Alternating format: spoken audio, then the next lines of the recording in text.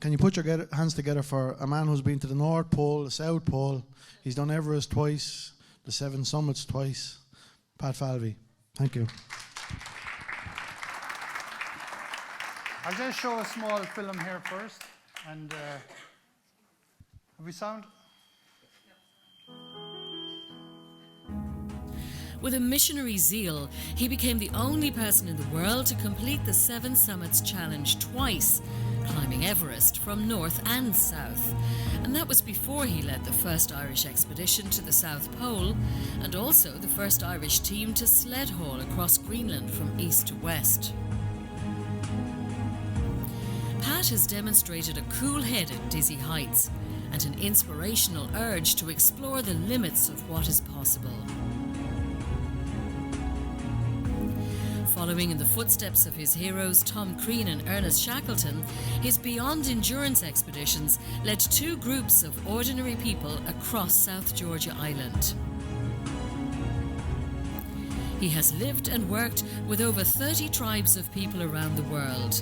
He has traversed mountains, deserts, jungles and glaciers on more than 90 different adventures in pursuit of what makes us challenge ourselves to be the best that we can be.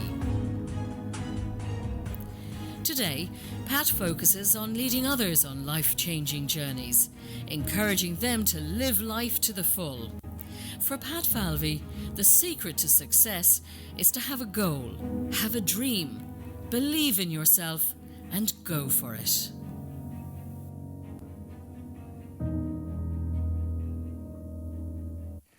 Hi everybody, I'm delighted to be here at Open Minds Conference, right? Okay, and what's so interesting about this is about having open minds. Like we're talking about global warming, climate change, 5G, conspiracy theories. And the best thing about all of this is that we're all educated and we can all actually decipher for ourselves what we believe, right? From a global climate change, I believe there is, global warming. I also believe that it's actually cyclical. And I also believe that the simple fact about it is our problem is that we're actually, when I was born, there was 2.5 billion people, there's 7.5 billion now. And someone said that today, if it's a case that poor people are to have what we have, then it's going to continue. So what is the solution? As far as I'm concerned, we've evolved since the evolution of the species when we came like that, became Homo erectus, got it from a 600cc brain up to 1600cc. We will evolve, we will change. So therefore, I believe in having hope for the future, right? So why am I here today? I suppose I'm an explorer, I'm an adventurer. And I have spent the last 30 years, for 7 months of every year, going around the world, living in the most remote, hostile environments on planet Earth. I'm also, as you can see, like from the start, or if you're looking there, one of the most selfish, self-centered, bollocks as I've been called at times, right, okay, to do what I've done. But basically, from the time we're born to the time we die, from the time we're born, we're dying. And basically, we're only going to get a chance of between 0 and 80 years to live. That's the average. Can you imagine, no matter what age you are, I just want you to think about it, that by the time you're 80, 50% of you in this room will be dead. And 50% of you will be geriatrics or will have health problems. Now, the good thing about that is, when I was born, the average age was only 57. I've been in countries where it was 35. So I think we live in one of the best areas ever, and I believe we should live every moment of every day that we can to ensure that we live the best legacy that we can. Now, you've all heard of Ernest Shackleton, yeah? Scott, Amundsen, unsung heroes like Tom Crean. And basically, the thing with it is there's a drive within us. There's an ambition within us, right, to fulfill our dreams. That's what we're here for, to be the best that we can be, no matter what it is. We, as people, are fucking extraordinary. Believe it or not. Do you know what happens? We become ordinary. We allow society and maybe education to make us ordinary. Well, there's a poet called Robert Service, and he has a poem which I believe, in myself.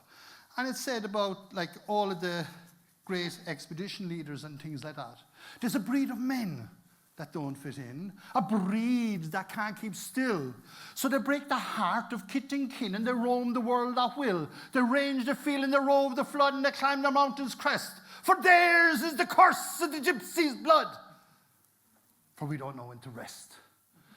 And for anyone that's a dreamer, and most of us here are dreamers, then, you know, that's where we stand. And I'll go around, and this is the selfishness that can happen to people like us. And most people, and you will see, like, you know, the different occupations I've had, right? I believe as human beings, and we'd often actually check out, likewise, one human being, even in business, can be a better salesperson than the other. It's attributes, right? It's about the things like, and all of these can be learned. I've been fascinated about good leaders, good managers, people that actually achieve their goals. And it's that keeps me going, speaking all around the world and meeting people that have these attributes. Now, I don't all the time agree with them, but I have to say, like, that passionate people get their way, right? Now, as you see here, my occupation is very unusual. What I do is I run expeditions all around the world, to the most remote, to the most beautiful, to the most dangerous places on planet Earth. As an entrepreneur, I meet and I work with amazing people from multicultural, multidisciplined, different aspects of their life. And you know, it's that ignites the energy in me to keep going. Indeed, I've seen lots of that here over this weekend, right? And I'm just going mad. I have to go to another conference later, so I won't be here for tomorrow, but I wish I would. But anyway, the question is, what am I doing here? Because there's lots of things I could do. Trevor Ivers and John Payne rang me a couple of weeks ago when I was coming in from one of my expeditions. And they said, could I come down here, right? And I said, what's it about? And it was, you know, I read the thing, open minds and, you know, legalizing weed and, you know, like health issues and things. I said, fucking hell, man, that's amazing, like, you know. All of these people, conspiracy theories. I said, yeah, I want to find out all about it, right? And then I said, hey, come here. What do you want me to talk about? And there's lots of things I could talk about. But what he said is, he said, could I do something that would be uplifting, motivating, colourful, entertaining, and different from that side of it? Now, I would love to get involved in the discussions about them because, as you can see, I'm very opinionated, right? And I would have a lot to say. Also, he said, could I relate to people, because lots of people here have gone through trauma in their life. We've all had success, we've all had failures, we've all had ups, we've all had downs, we've all with our booms and bursts and things like that. And he said, could you tell us a little bit about yours and how you dealt with it and how you came back? Because at 30, I tried to take my own life through suicide, a thing I never thought I would do. And basically, I went on to be the person I am today, full of hope and full of excitement and think life is absolutely great. I have 2 grandchildren, like, you know, and if I had done it at the time, well, basically, I wouldn't have all of those fantastic things. So I'm actually a counselor, like, with Suicide Aware, in the sense of, you know, because I just like to ask people here, even before I start with that, can you, whoever it is, put up your hand, right, who have never had depression or who had never felt down? Can you put up your hand? You never have had it? Yeah. Yeah, no, basically most people will have had, right? And so therefore I'm taking, like, you know, that most of us are normal if it's a case we're going through that. Then he said to me, could you tell me how you left school at 14 to become a millionaire, right? And then achieved it. And then went broke. And then became a right bastard as an entrepreneur. Like, one year I fired 200 people, like you, because I was ruthless, right? Now, today, I'm probably a nice guy, right? But basically, I leave you decipher the story itself. Like, but basically, you know, I went through booms and bursts, marriage breakups, you know, good times and bad times. And yet today, I actually love life. So therefore, I'm going to take you on a journey. But you know, in that journey, when I asked them, I said, how long do I have to talk for? And they said, like, well, you have 60 minutes. You know, 60 to 45 minutes. And I said, usually a lot of my conferences and seminars would go on for a day. So therefore, I'm going to try to get all of those things in that I've mentioned about being positive, uplifting, colourful, entertaining, telling you a story that you might be interested in. Now, this is a tall order. Would you agree with that? But I'm here today as part of a team. It's the Open Mind Conference team, and that's you sitting down here. Now, can I ask you, because no matter, they say actually that speaking is one of the most nervous things that you can get. You are my peers, right?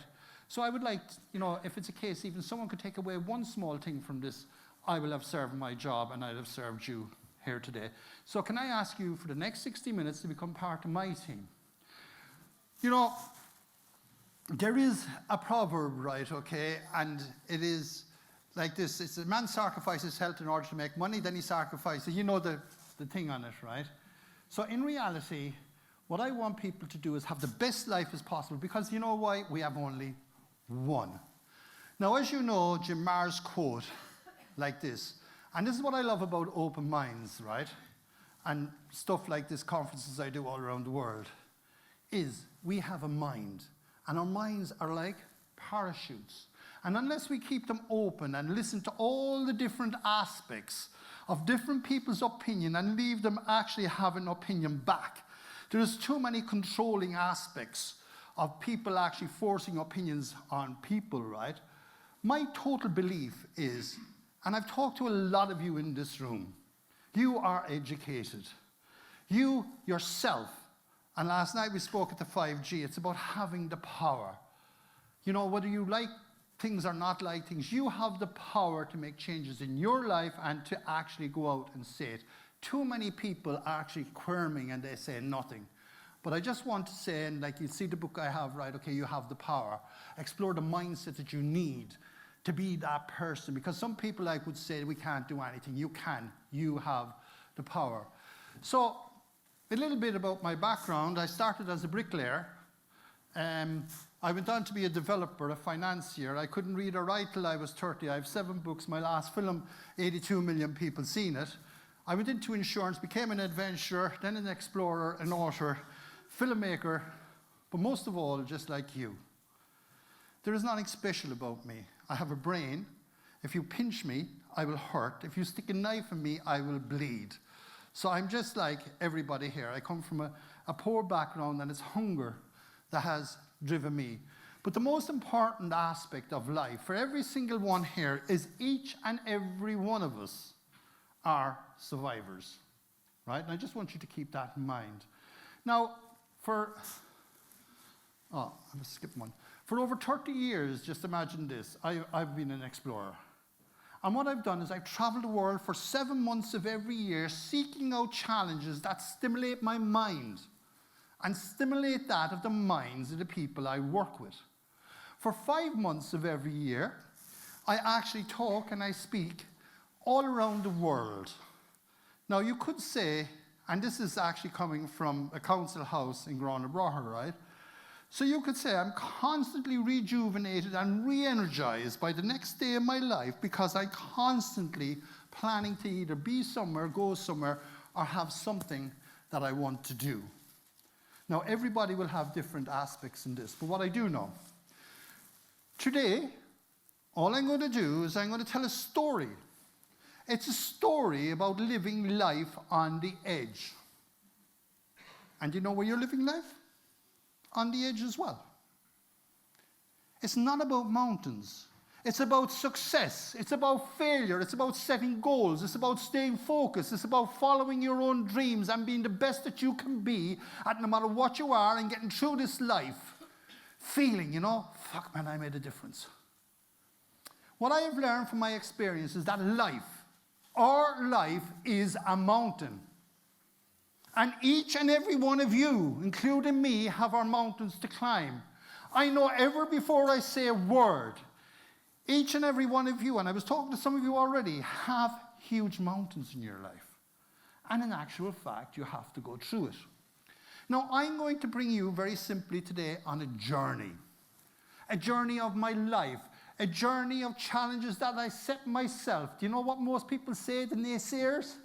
Who the the bloody hell do you think you are to have dreams or goals? You are a bricklayer. You come from a council house. Well, I say, that is the reason why I'm known as the accidental rebel. I have never, ever left anyone tell me, what I should or should not be doing. Most of my family and critics would have said that initially. Now they kind of say, if he says he's going to do something, he's going to do it. Now I will actually bet that there's not one person in this room will not now have heard of the places that I will be using as a metaphor for the trials and tribulations of, in actual fact, what we go through. They are. Chummalungma. How many people in the audience know what Chummalungma is? Chummalungma, the highest mountain in the world, Mount Everest. To those who live beneath it, she is revered as the goddess mother of our planet. Cold, minus 60 degrees Celsius, living in it for over 58 days. Antarctica. It's so cold that if I got a kettle of water, at times I could catch it, throw it up in the air, boiling, and by the time it hit the ground, it's in crystals, right? It's so cold, people have said, that it sent the hair out through the top of my head. And that's the reason why I'm bald. Just in case you didn't. These places, as you have well known, has fueled the imaginations of whalers, scientists, armchair travelers. How many people here follow National Geographic and Discovery? Lots of people nowadays are into this, to see what's happening at the other side of the world. These, by the way, are man's greatest challenge in the physical sense. So you might ask, what is it I have to say about what I'm talking about today? The fact is, and this is true, and you all know about metaphors, the task of climbing Mount Everest, crossing the Antarctic, or doing anything that's out of your comfort zone, right, is the same. So people say, what do you need to do it? You need attributes. If it's a case we have attributes, then those type of things, whether it's in our business life, our personal life, our team life, our club life, our government life, then we can achieve it. And what I do know is that each and every one of you are sitting down here, each and every one of you have an Everest. Is that true? Every one of you have dreams, goals, or aspirations, and that's your Everest. There is not one person in this room now, I know, have not heard of this monument to the might of nature called Mount Everest. It is a metaphor for our challenges. Can I just ask, what do you do when you succeed? You say yes? Yeah? Everyone says yes, and they say it's our Everest. Now, I just want a task, and I've asked you to stay with me on this. This is my last book. But each and every one of you said that you have a dream. Is that right? What I want you to do is I just want you to hold that dream in your head as I actually now take you on a journey of my own life. I want you to explore the mindset you need to realize your dreams in no matter what it is that you're doing. Will you do that for me? Okay, we'll come to that at the end. But I want you to hold your Everest in your head, your dream, your goal. Like, just to give you an instance, my biggest goal. You know what my biggest goal is now? What's next? Do you know what it is? To be the best grandfather that I can be. Oh. Right? It doesn't have to be anything mammoth. Just think about what you want. Now, I have been, as a human being, to amazing places. I've been to the top of Everest, the South Pole, the North Pole, the 7 summits. I've lived and I've worked with over 32 tribes of people around the world, seeking out what is it that has driven us since the evolution of our species to be the best that we can be. Our need to lead, our need to explore, our need to conquer, and our need to do things as human beings in the life that we have. Now, I'd like to tell you a little bit about myself, and this is my family. Right? And I just want to show you like I'm the same as everybody else. This is my wife, by the way, who I'm separated from the last 20 years. And you can imagine why. We still love each other today. But basically, she agrees today, if I didn't have the freedom to do what I do, then I would never have done it. She also says, you're one of the most selfish men in the world when you have done this. And we agree. And sometimes you need that sense of selfishness to be able to do things. This is my 2 sons. And for a while, I became estranged from them. And like lots of times with breakups, this can happen. And I worked very hard to get that back. And I'm going to tell you why. Remember I said a while ago about the men that don't fit in? Well, my son said to me when I went to the Antarctic, he said, Dad, you realize what you missed? And I go, what did I miss? I see you there with your son, right, okay? And I give a forewarning to this to people, right? He said, Dad, you missed communions, confirmations, parent-teacher meetings. And he says, we're very proud of you. And then I taught the inverse, and I changed like in my late 50s, right, to become the best grandfather that I can be now.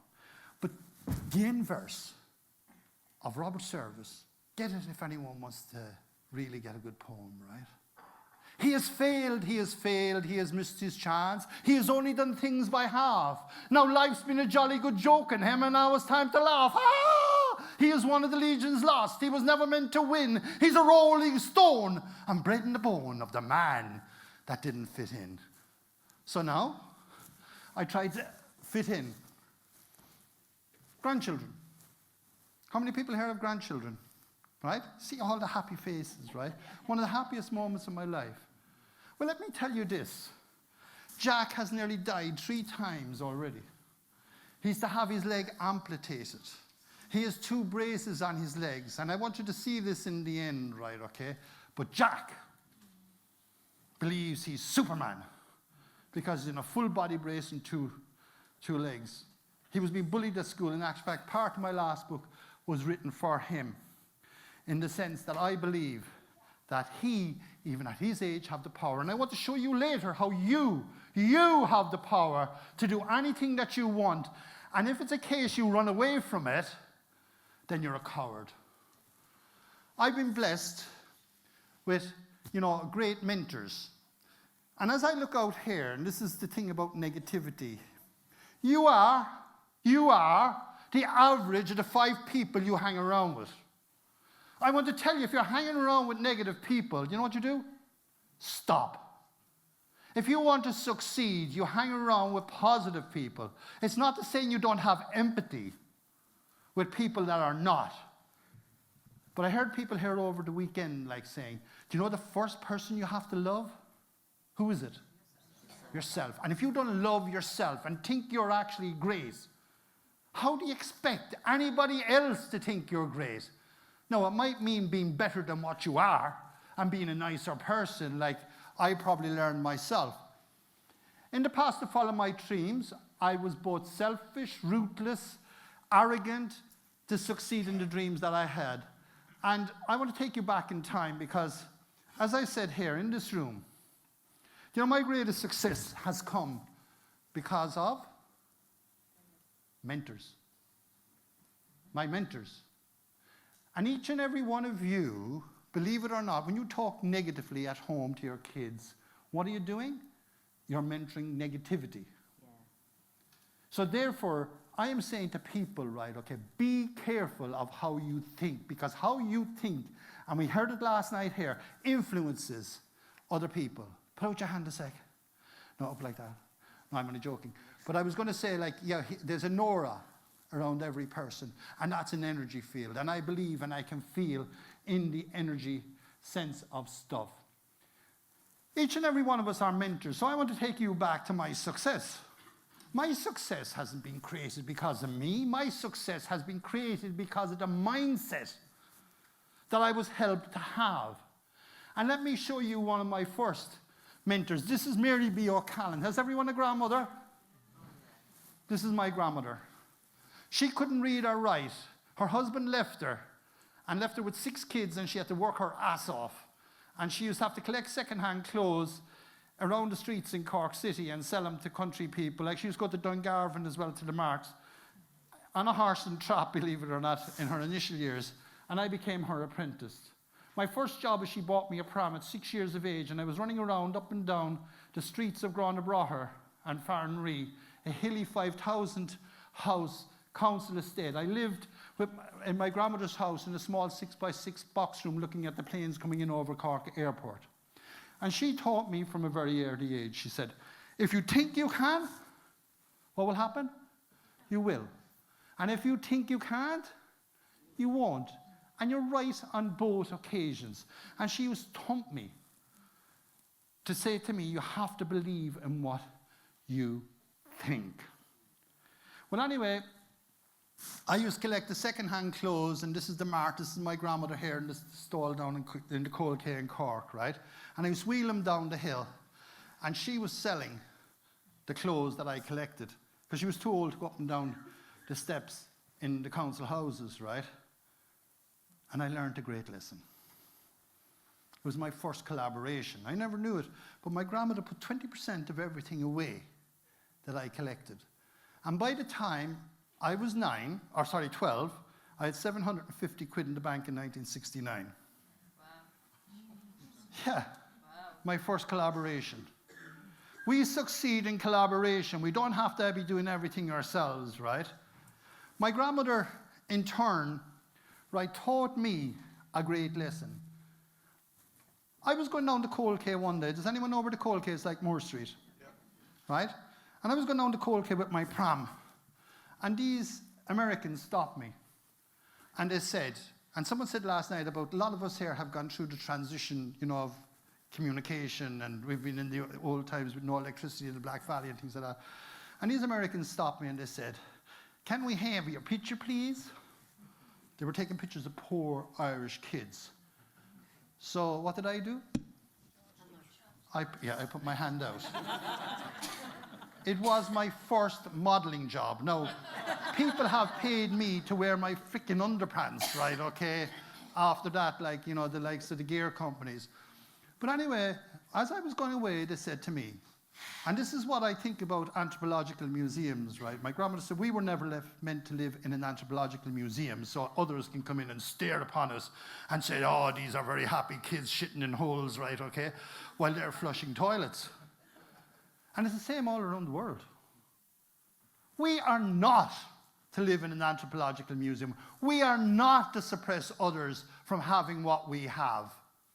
They're entitled to it, right? Okay, that's what evolution of man is all about.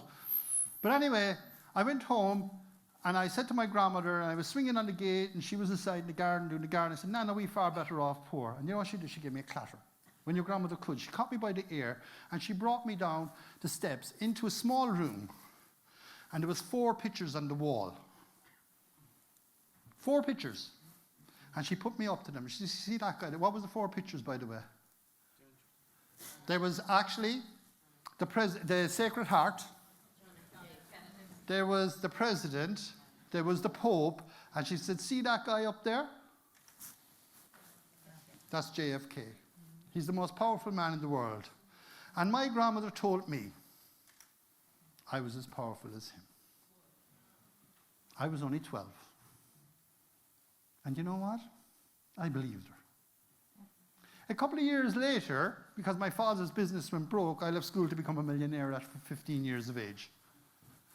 With hunger, I was angry. My dad was a bollocks. How dare he actually fail? I never realized the pain and the anguish that he was going through. How many people here have got into trouble in their life financially? Lots of people? Yeah, I see lots of hands going up, right? Well, in actual fact, I was about to rewrite history. So I left school and I said, we'll never be poor again. How wrong would I be? So therefore, I had a dream, I had a goal. And as time went by, I was completely disappointed by the time I was 17 or 18 that I wasn't a millionaire. And I said to Dad, I started as a bricklayer. I said, Dad, like, you know, should I go back to college? And he gave me a great bit of advice, and I give it here for nothing. The one he gave me as a mentor. He said, son, you're a dreamer. You're the biggest dreamer I've ever known. He said, dream big. But remember, it's in the following of the dream is where the success lies, not in achieving it. Let achieving it be a bonus. Well, I took that advice from, you know, both, and the thing I'm putting up here, like, was just subliminal, kind of messages, right? The people behind the people, right, okay, are the unsung heroes. The unsung heroes are those people who love us. They're our family. These are the people that can make such a difference. Without family, a lot of us would actually crumble, right? And my family have been there for me through good times and bad times. That's my mom and my sisters and things like that. They're my heroes, right? But they're also the unsung heroes because I get all the credit. But anyway, by the time I was 21, I was a multi-millionaire. I was turning over about 72 million a year at today's rate. I was in construction. I had a lovely wife. Like, I was married at 20. She was my childhood sweetheart at 14. She believed in me entirely. She came from a council house. When we were going broke, she gave me everything that she had saved up. And I rolled it to the bank. And you know what happened then? The Boston banks came after my wife. I had 2 children at this stage, Brian and Patrick, right? And basically, our marriage basically went into turmoil. Not that she didn't mind going back to a council house. My self-esteem was shattered. And I went into depression. Then they started feeding me Prozac. First thing, like, you're depressed. What did they do? They give you a drug, right? And only to find that I had self-esteem depression, not clinical depression. And we talked about that last night. If you have clinical depression, then you need. But there is other elements that you have to look after. Then one evening, on the 6th of September 1986, I was driving down by Silver Springs in Cork, and I decided I'd take my own life. I drove like a hell bat out of fury towards the open wharf by Penrose Quay. There's an open wharf there. And as I was about to go into the water at full tide, I jammed the brakes because I seen my 2 kids. Right? And I put my hand on the wheel and I cried. Me, who was, so positive, so outgoing, had fell to the point that I was about to take my own life. Then I pulled back. I drank a bottle of whiskey. I went home to the wife and I told the wife about my problems. You know what she did? She put her hands around me and she said, "It's okay, Pat." I went to my mum and dad. I went to the banks. I went to those people like, my competition. And I told them, and you know what they all did? They had my back. So therefore, that's the reason why I'm saying, is everybody, no matter how bad it is, talk to somebody. You are loved. You are cared for. You also owe it as a responsibility to yourself. And I just want to say, you've seen my grandchildren, right? You see my own kids. I would never have had any of that if I had taken my life back then. So if you're in trouble, right, just talk. So as much as I wanted to lie down, and look, again, this is what everybody goes through these kind of feelings: anxiety, depression, apprehensive, crisis, trouble, stress, scared. We all have them. It's a natural phenomenon. And you can see here in this room that it's a natural phenomenon because everyone had it. Well, anyway, a couple of months later, after I actually did that, and I can't actually keep talking because I've only a certain time here today, it was a new beginning. And basically, we owe ourselves new beginnings when things go wrong. This guy came into my office, and he was the father of a secretary of mine, and he said to me, "Pat, would you like to go hill walking?" This is where outdoor therapy actually housed. I was thinking to myself, is this man mad? I'm a workaholic, not a walkaholic. Does he not realize his daughter's going to lose her job? Right? And he kept pestering me, and I never forget it. I had a Mercedes car. I drove it down to St. Mary's, a church down in Cork opposite the Opera House. And I parked it at the church because I couldn't afford the petrol to drive it to Kerry. And I sat into a small car, and I paid €2. I never forget it. It wouldn't even have brought me down to the county bounds in my own car at the time. And my life changed. I had all these people going down and saying, "Oh, what a lovely day, look at the colours." And I said, "What in the name of God are they talking about," right? And I went for a walk. I went up a mountain, and as I went up the mountain, I was completely knackered.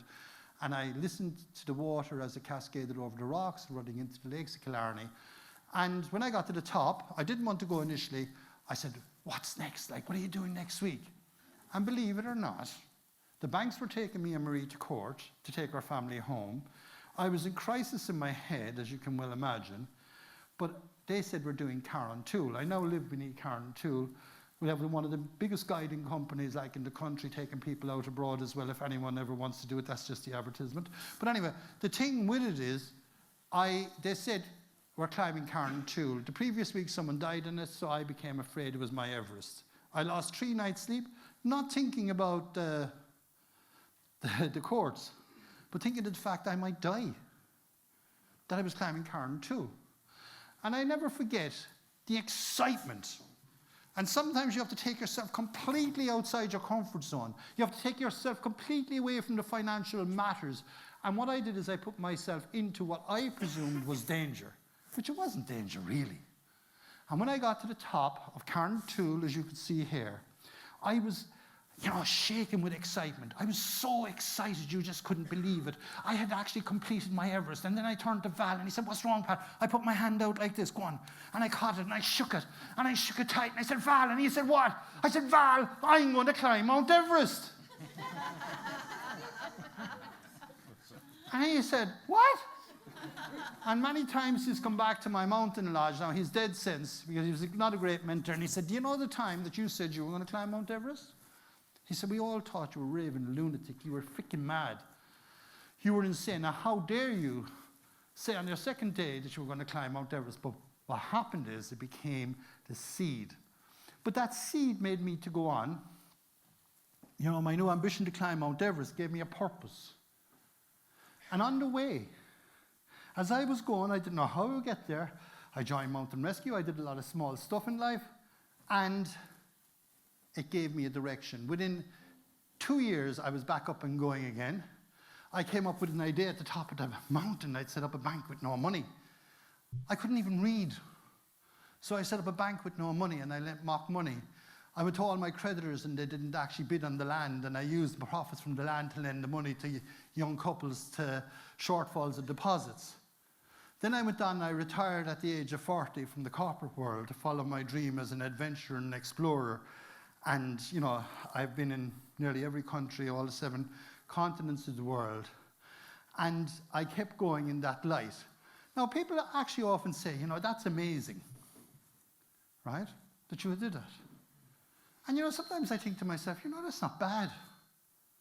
But whereas I was successful in a lot of other aspects of my life, do you know what I forgot? Do you know what I forgot? My family. And I'm just throwing this in as a warning. And you know that verse, he has failed, he has missed his chance, he's only done things by half. It's only now in the recent years that I'm coming back to realize that. And I just want people to realize this, it's never too late. I set up a club called the Forever Young Club for 50 to 90-year-olds, by the way. If it's a case you're in that bracket, please sign it, because become part of the tribe, because by being part of the tribe, you will actually live longer. But anyway, let's leave that behind, right? Because the simple fact about it is life continues. And as you see here, my life has taken me right around the whole world. The highest, the coldest, the loneliest, the most remote places on planet Earth.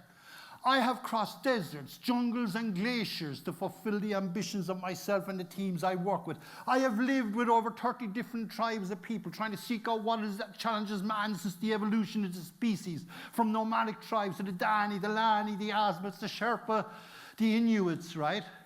Throughout the course of our lives, what I have found is that we are all the same. What has made a difference is education, right? And these people are moving very fast up now. I have also been looking for the only female warrior tribe on planet Earth, down in West Papua New Guinea in 1996. What I have found, and this is, if you ever want to come to one of my anthropological studies and things, I'm not an anthropologist, I'm just a person that loves travel and loves people, right? What I have found is since the evolution of the species, people, no matter who they are, no matter where they are in the world, have set out to explore, to conquer, to endeavor to be their best, to succeed in no matter what they're doing. We all want to be successful. As motivated human beings, we are constantly challenged on a daily basis to go out and take risks and our need to fulfill them. If we don't have that, Torah said one time, without food we'd stagnate, without challenge we'll also stagnate. People, if we look at in the past, People want to become a first, to plant a flag, to conquer a continent, to win a match, to be part of a good team, to be part of a good home, to be a good father, to be actually good in the company that they're working with. Do you know what? Every single one of us want to succeed. Can I have your hands how many people want to succeed in what they're doing? Shit, man, nobody wants to fail. No, it's not saying we won't fail, but everybody wants to succeed. And basically, the simple fact about it is success stimulates the energy within us and those around us to be part of a winning team. It doesn't even have to be yourself. Because it's in the nature of man to strive towards set out ambitions and goals and become part of the winning order. Every one of us want to feel that we can do what we want to do and be successful at it. And when we fail, it's okay, provided you take it as a learning experience and go back again. Now, I'm sure if you thought you were losers, lots of you, would be in a different state to what you are now. But I was always fascinated on what creates winners.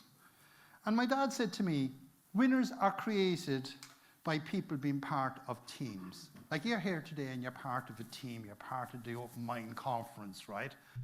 So I said, Dad, what do you mean being a team, right?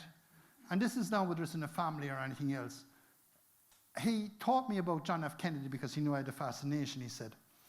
He said, in the 60s, John F. Kennedy was walking through NASA. You know what they were doing at that time, don't you? They were trying to put him out. So anyway, there was a guy sweeping the floor. So John F. Kennedy stopped and he says, excuse me. He says, well, what are you doing here? What was he doing?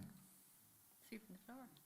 He looked up at the president and he said, Mr. President, I'm helping put a man on the moon. Right?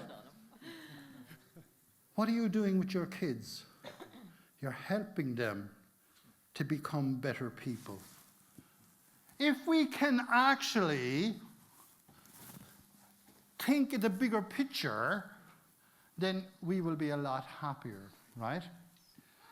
Then at the other side of it, I'm looking out at this room now, and you're looking at me. We're not all the same. Is that true? We all have different abilities, different capabilities, different dreams and things like that, but each of us are important. So after I try to take my own life, you've all heard of Special Olympics, and my little grandson is special, right? And my mum told me about 1968 Special Olympics, Seattle. 8 girls had trained for 4 years to win gold, silver, and bronze, right? So they wanted to win gold, silver, and bronze. So they got down on the starting line. On your marks, 80,000 people like you who are looking at me now. On your marks, and you could see the sweat in there. Get set, go. And as they took off, one girl fell. The whole auditorium went, oh my God. Then the second last little girl came back. Can you just come up here a sec? Yeah, you're lovely. Oh my God, I'm getting so excited. She catch my hand. And she picked her up and she linked her. And the whole auditorium went, oh my God. Can you come up a sec? Then the other 6 girls stopped and they came up and they linked the little girl. And they all walked across the winning line together. And one of the first time in the Olympics, they all got a gold medal. Oh, that's lovely. That's a lovely story. That is what we have lost. That's what we have lost in families. That's what we've lost in communities. That's what we've lost in governments. That is what we've lost worldwide. When we talk about compassion, when we talk about gratitude, it's gone. We have failed to come across that winning line together. Right? So therefore, it's very important that we think of that. But moving on from there, I just wanted to actually give lessons because I have a certain amount of time. Look, in the course of my life, I have found great similarities between climbing big expedition mountains and everyday life. For instance, to get to the top of a mountain, where do you start? At the bottom. Now, getting to the top is like life. It's not always guaranteed. Sometimes you have to come back to base. Sometimes you fall off. And you get back up again, you dust yourself off, and what do? You try again. And you try to be better. It's all about risk, knowledge, plan, and like rules. And sometimes accidental rebel is about breaking the rules, right? Now I'd like to would you like to know what it takes to climb Mount Everest, yeah? Just as, essentially for those who are unfamiliar with the principles, I will explain it. Essentially, as a leader, if we break the rules, what happens? We will die. 50 climbers I have climbed with are dead. I don't know when any of you seen my last film, The Summit, right? 18 climbers went to the summit and only like 11 died, which was catastrophic, right, okay? Sometimes like, you know, like you have breaking the rules like summit fever. We can go through all of that. We did it actually in our economy. Survival for me is all in the detail, the planning, the training, the communication, the execution and the direction. I now use these lessons in my own business life and career and speak all around the world with it. But on Everest, essentially, Everest calls the rules. If you break the rules, you will do, like Mallory here, you will end up dead. And when you break the rules, you want to be bloody well sure, and there is a time to break rules, right? Let me assure you of that, because I broke enough rules myself. You want to be careful. Like on Everest, we have to be focused. Now let me tell you a little bit about Everest. Everest is 29,035 feet. It's at a height at which jetliners cruise. The size of the summit is only that of a kitchen table 5.5 miles high. And he fell and he broke his leg just coming off the stage, right, okay? So the thing with it is, you play a game of Russian roulette that has no mercy on those who get it wrong. So I can't get it wrong for my team, or I. And my team can't get it wrong either. So people say, like, what is it that makes Everest so dangerous? Avalanches, hundreds of thousands of tons of snow and ice cascading through this room at 160 miles an hour at times, and you're wondering, oh my God, am I going to be clean in it? And I often felt like that. Whiteouts, blizzards, gale force winds where you can't see your hand in front of your face and you're crossing shaky ladders, and you're wondering, could you fall off a precipice? Then there is seracs. If anyone's seen the film, like the serac killed most of the people on K2, right? But seracs, sometimes the height of the county hall, standing there like the Leaning Tower of Pisa, and you're wondering, oh my God, they're going to fall on me. And sometimes you go, poof. I remember one time a serac fell there, I was stuck in the centre. And I'm still here today. Then there is rickety ladders. That's Claire O'Leary, first Irish people. She's actually working in Clonmel, if anyone knows her, right? She comes from Bandon. She became the first Irish person, female person, to summit Mount Everest. And you're crossing them, sometimes 7 ladders at a time.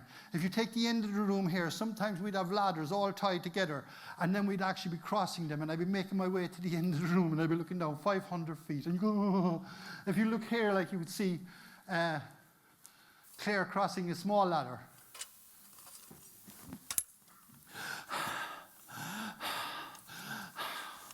It's hard work. Then there's pulmonary edema and cerebral edema, like which you've heard of altitude sickness, right? Okay, pressing on your brains, and you have to deal with that. And then there's the cold, down to minus 60 degrees Celsius. Do you know how cold that is? You could get, what could you get with it? Frostbite.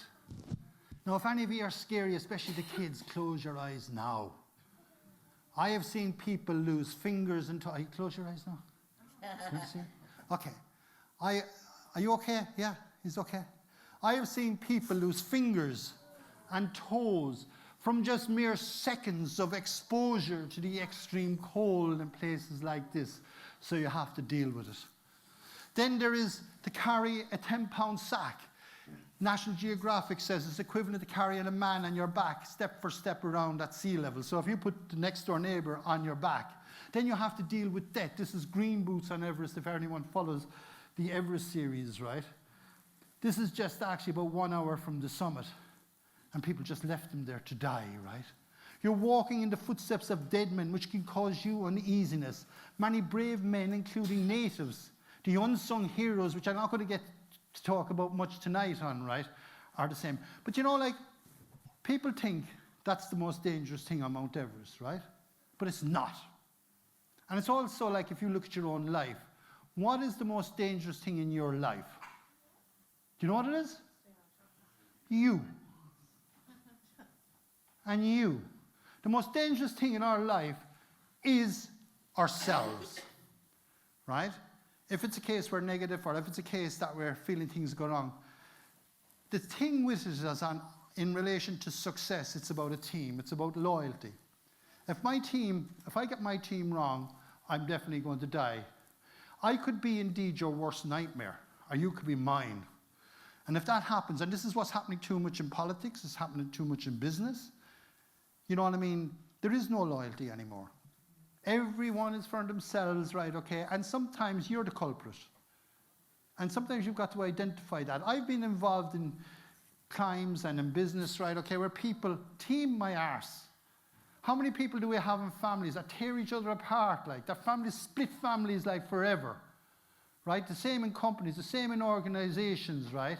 I have seen people create mutiny within their own family, you know, undermining other people. Usually for me in an expedition, what do? I catch them, stick them in a barrel and roll them off down the hill and get rid of them. Now, you want to find out how long, okay, I have 15 minutes, I think, is it? Yeah.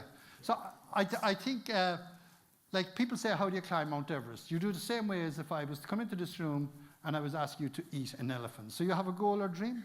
How do you do it? You take it out bite at a time, right?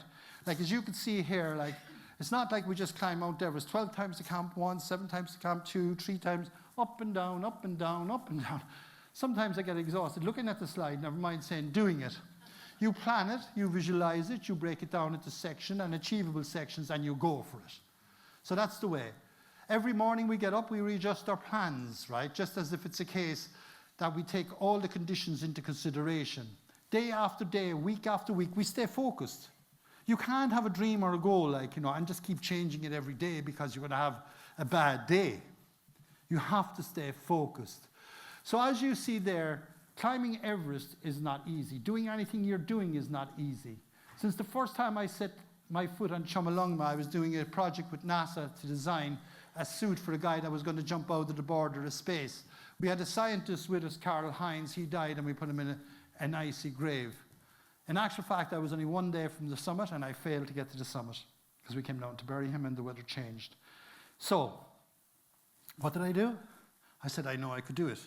2 years later, I was back in his honor, and I stood for the first time on top of Mount Everest, and I said, yes, I've done it. I was there with Chomolungma, and I had fulfilled my dream. When I was coming away, I said, you know, I could do this again, and it was to help others. So I put an ad on the paper for looking for the first Irish female to do so, and I was talking at venues like this. Claire O'Leary and Hannah Shields applied. Went back in 2003, and I nearly died myself 1 hour from the summit. And I turned and I came back, and sometimes, like, coming back isn't that easy. But I myself, only for the fact I had my team, and Ger MacDonald was there later, he died on K2. But this is just going to the summit of Camp 2, Low Alpine here, coming Everest base camp in wise. 1994. Roger that, Camp 2. Are you ready for latest weather forecast over? Yes, if you could call out so, please. Roger. Weather forecast from 6 a.m. this morning for Camp 2 to Camp 3. Wind speed 27 miles per hour to 35 miles per hour.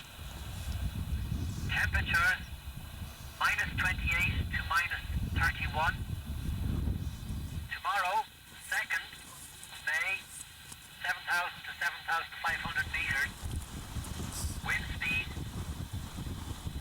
56. Dropping to And this is Claire. 47. But anyway, just moving on from that, right, here we are in our tent, and we're sitting inside 17th of May, and as you can see, try to hold up the tent. 120-mile-an-hour winds come down like a runaway train. Our tent is pitched awkwardly on the downsloping slopes, and inside we're scared crapless at the fact that that could break. I pondered in my thoughts about what has brought us to this crazy place, which is known as a God-forsaken place. And you know what? It is. The only thing separating us from the extremes of weather is this thin skin of man-made material no thicker than your sheet. Inside in the tent is Claire, and I'm looking at Claire, and I'm wondering what she's thinking. As you can see here, she has a family too. The Holy Spirit and guardian angels, you know, are with her. Her thoughts, this is the most fearful time for her parents, you know, who are at home. This is their daughter, you know, believe it or not. Also inside in our head, we're thinking of this guy here who had been sitting there for many years like a pillar, and then like a wind came along and sliced him in half, and we're thinking, oh my God, could we end up like that? Imaginations can be a curse in situations like this, half in, half out of sleep. Can we do this? Can we not do it? Then inside in the tent, there were times I felt physically and emotionally sick, because now it wasn't alone my own responsibility, but I had a teammate now going with me that wanted to become the first Irish female in the world to have climbed it. I hear Claire's father's voice in my ear saying, Pat, that's my daughter, would you please ensure that she doesn't die? And I have to say to Kevin, Claire is a woman of her own volition. She is a self-leader. She is doing this because she wants to do it. Yes, I am there with her, right? So therefore, Claire O'Leary, she didn't get to this summit because of Falvey. She got to this summit because of her own volition, her own thought. She could have turned at any given time, right? I think of my own mother and father, who was the Sacred Heart and the candle lighting from the time I leave the door to the time I come back. I think of my own 2 kids that said, Dad, please be careful. Here we are now, right, okay, at the South Col. And there with us are the unsung heroes, the Sherpa people, which if I had longer, I would tell you about them. But like without them, lots of the Western successes would never occur. This is a forbidding place. At 8 o'clock that night, Pemba's on the radio. Pemba Gelji Sherpa, who you've seen here, who was the subject of the film The Summit, you know, K2's greatest tragedy. And here he is. Come in, Pat, come in, Claire, what do you intend doing? I said, Pemba, we'll be going in 15 minutes. I says, what do you intend doing? Because it's their own decision to go, right? They said, we're going to, because they wanted to stand with the goddess mother of their earth, Chamalungma. This is like meeting the Pope for them, right? Then we left, you know, and it was absolutely freezing cold. And by 12 midnight, we were up at the south-southeast face, right, on the balcony. And then I picked up a bottle of oxygen, and then I actually kept going, right? Then as we made our way to the summit, I come across a friend of mine, Scott Fisher. Has anyone read the book Into Thin Air? Rob Hall, Scott Fisher. Well, they were all friends of mine, I'll Tully Bukaroff. So here I look at Scott, and Claire and I stop, and we bless ourselves, and we say a prayer. And I get Claire to look at him. Because why? Because now she knows that going to the summit is not what it's all about. It's about getting back. We did not want to be like that. So therefore, she had another decision to make. Would she go or would she stop? She had the volition. She had the confidence. And all she did in that dark moment, she pointed up ahead. And then we actually kept going. Then we came onto the south-southeast ridge, right, okay? And here we were now crossing the highest gangplank on planet Earth. As darkness turned to twilight, twilight turned to sunrise, we walked along that narrow ridge as we made our way up towards the Hillary Step. You've heard of the Hillary Step, and there's the Hillary Step. Here was the year before I nearly died myself when I turned. And again, another story. But then I looked at Claire, Claire looked at me, and we're 1 hour away from the summit, and we kept going like as if a moth attracted to a candle. Here below us, as you see, this is amazing because someone talked about the tectonic forces before. What you're looking at there is the seabeds that are laid down that came from the deepest sea. And now here we are on top of the world. The energy is absolutely amazing as we're crossing there and feeling this energy of the bottom of the world, on top of the world, the closest place to heaven. And then, as we actually continued on, I seen Claire arrive at the top of the summit. It was the 18th of May, and what an amazing feeling. As I stood there, I thought about that very first time that I said I would be there. Then I took my camera out, and I went north, south, east, and west. As I turned, I remained conscious of the fact that this was not just another climbing exploit. It was actually all started back. After going broke, after trying to take my own life, I was on top now of the world with another Cork girl, right? So this gave me a focus and a determination to drive towards. As I looked at Claire, I remember what my father said, dream and dream big. But remember, in the following of the dream is where the success lies. We had a great time, a fantastic time doing it. Then a dream was made a reality. I look at the Sherpa, the unsung heroes, of which I wish I could talk more about. Then I had a mascot with us called Freddie T. Bear, who had 250,000 children following him. He was with me the previous year, and when I was dying, do you know what Freddie did? He came back. He came back with me, and 250,000 children couldn't understand it. But he was like that Special Olympics. And then what happened is, Freddie got to the summit. Then on top of that, I brought hurling.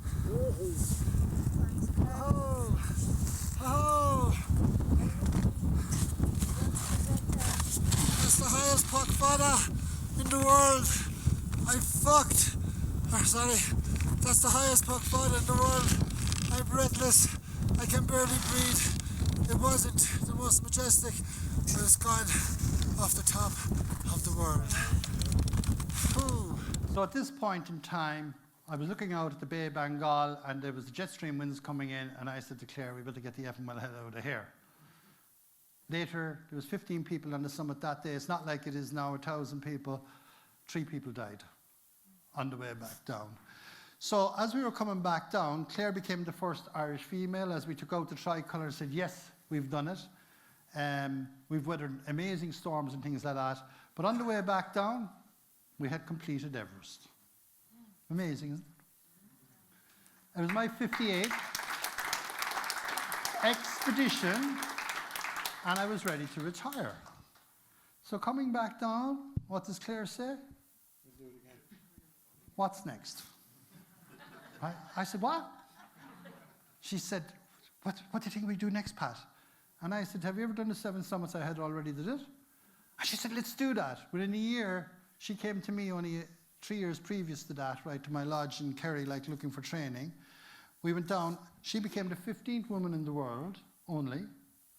This is what I want to prove, like, you know, is that if you're part of a good team, if you have a dream, goal, aspiration, if you do the training, you can achieve anything. Unknowns to myself, I became the first person in the world to have done what I had then done. 7 summits twice, including Everest, North and South. Then we were on top of Mount Vincent, you know, like, say, the Antarctic. We're looking off Antarctic. And as we're coming away, what does Claire say? What's next? Then I said, how about we walk to the South Pole? You know, the Shackleton didn't do, right? So then I put an ad in the paper and I said, ordinary men and women wanted for extraordinary expedition. I train, you may die. Do you know what happened? I got 2,500 applicants. We had the biggest group ever cross South Georgia.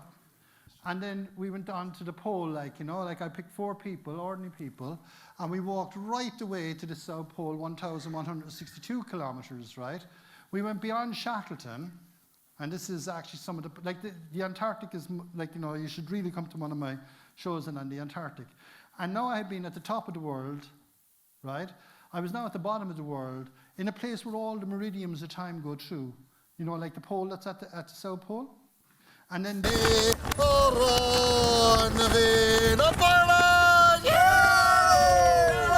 yes, we've done it! This is a momentous moment for us. It was 3 years in the offing, right? And beyond endurance has reached the pole. This is in honour of all our polar explorers, Ernest Shackleton, Tom Crean, Robert Ford, Patrick Cahan and Tim and Mortimer McCarthy. And we're honoured to be here at the pole. We will leave shortly and we will take from us from Antarctica good memories and photographs, and we will leave behind us the memories that we have walked from Hercules Inlet to the South Pole, 1,140 kilometres. We're so proud to be here as Irishmen in honour of our polar explorers.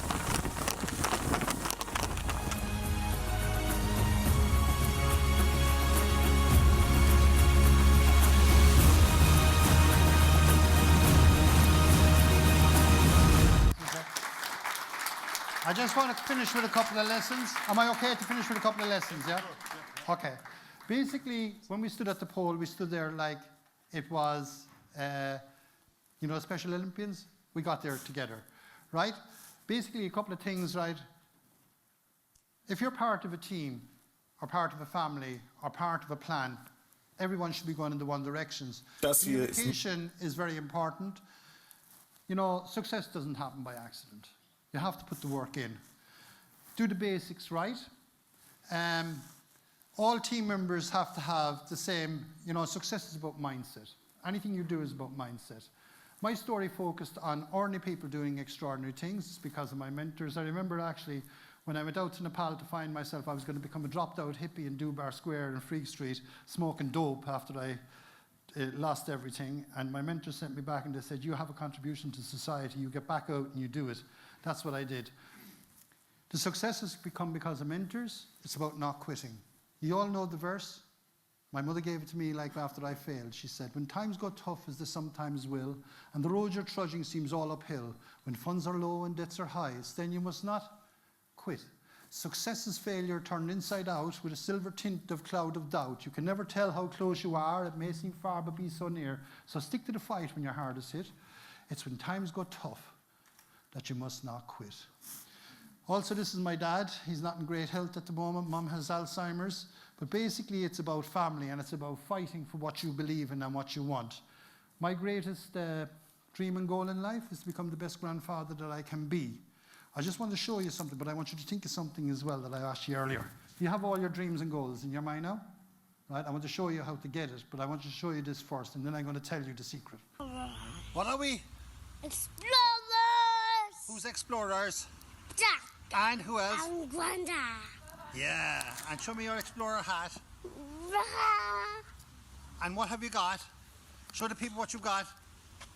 A rucksack. And what else have you got? Look here, look. Hat. Look, what's this? What's this? Show The 'em. power. What has Jack got? The power.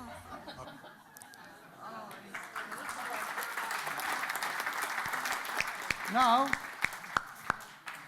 I want to ask you, you thought about what you want? I want you to do me a favor, right? Will you do it for me? Right? You can trust me? Right? But I'm going to show you how to do this first, right? Okay, I'm going to tell you. Remember I said that you want a dream or a goal in life? Can I ask everyone, you know what that is? 50 euro. Right? I can just ask someone like, how many people would like an extra 50 euro in their pocket? Everybody? How many people want it? How many people would want that? Everybody? Who really wants it? You want it. Who really wants it though? Who really wants it? Who really, really, really, really wants it? Who really, really, really, really... Okay. You're too late. Right? The simple fact about it is people like things in life, people want things in life, but you have to go for it when you want it, right? Too many people... No, I can't take it back. No, I can't take it back. Yeah. You can't take it back. The simple fact about it is about taking action. But here's the secret that my mum gave me and my dad gave me about getting anything you want. Do you want it? Right? I'm going to give it to you, and I want you to hold it, right? By the way, if it's a case you're looking for good books for Christmas, right, you can get onto my website. You Have the Power, which is 15, and this is 25. The Accidental Rebel is my story, you've only heard some of it there.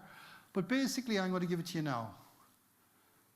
Listen to this, because this is how I got everything I wanted to, being an ordinary guy. If you want something bad enough, you have to go out and fight for it. You have to give up your time and your peace and your sleep for it. If your life seems so lonely and useless without it, but all that you do is you dream and you plan is about it.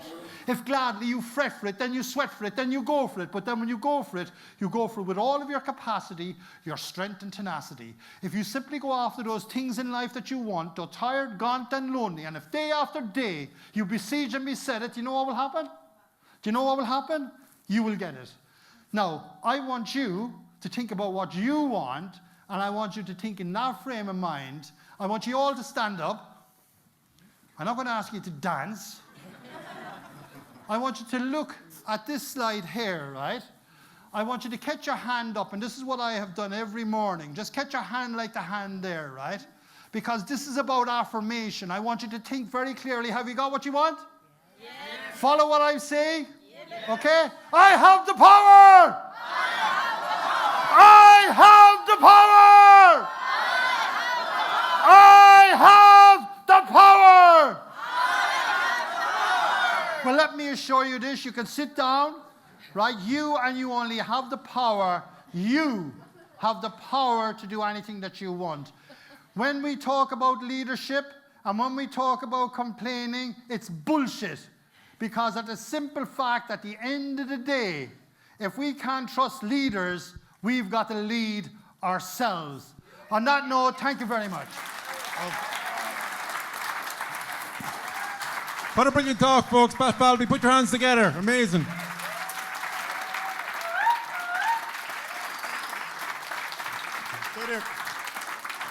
So we have time for a couple of questions. Would you take Yeah. a question or two? Yeah. I'll take a few questions if you want Great questions. stuff. Anyone for a question? Any questions? Yeah. Thanks. I just want to know, how do you get past Irish defeatism? Because sometimes you could feel great and work towards a goal, but the people around you, like friends, colleagues at work, were known for defeatism. How do you get past that? Excuse the pun, right, okay, or his language. Fuck 'em. Yeah.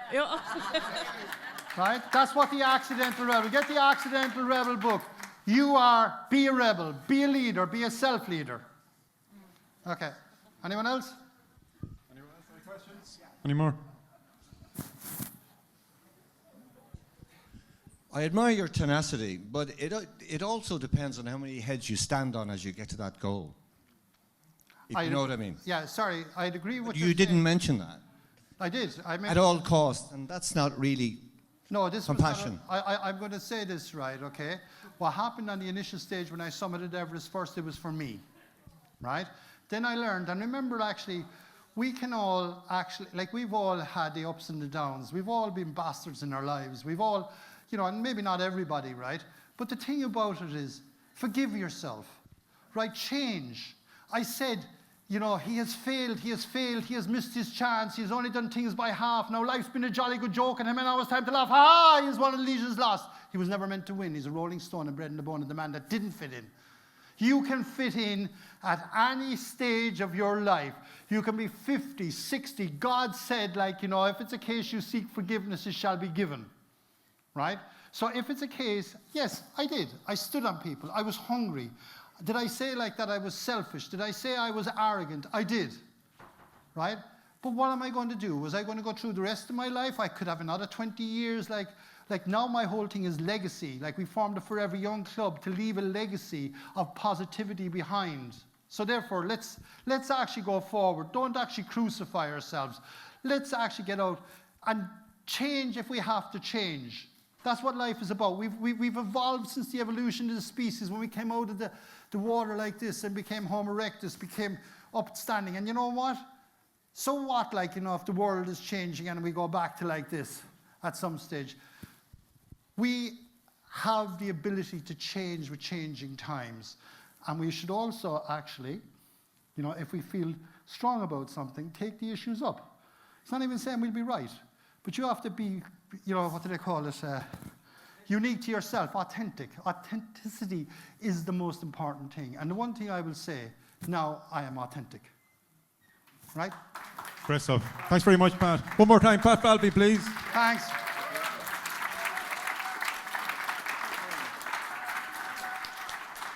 So our next speaker is going to